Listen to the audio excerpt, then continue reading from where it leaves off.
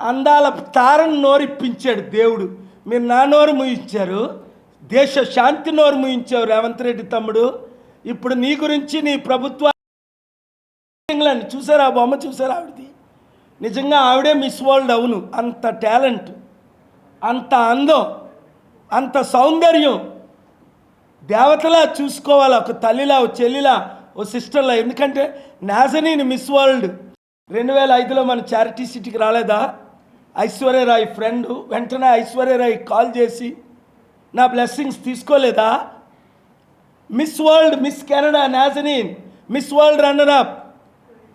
దేవుడు మార్చేశాడు. 13 మంది మిస్ వరల్డ్ నా శాంతి సభలు అటెండ్ అయ్యారు రికార్డెడ్గా. ఇప్పుడు కాదు, 2004 పోర్టరికోలో, అమెరికాలో, 2005 ఇక్కడికి వచ్చారు. ఇప్పుడు పిలిస్తే శాంతి సభలకి ఇప్పుడు మరలా అమెరికాలో. ఇక్కడికి రానివ్వరు కదా, ఇక్కడికి వీసాలు ఇవ్వరు కదా. కంపెనీలు, నేను తెచ్చిన కంపెనీలకు వీసాలు ఇవ్వరు, ప్రెసిడెంట్ మినిస్టర్లకు వీసాలు ఇవ్వరు, బిలియనీర్కి వీసాలు ఇవ్వరు, సెలబ్రిటీలకు వీసాలు ఇవ్వరు.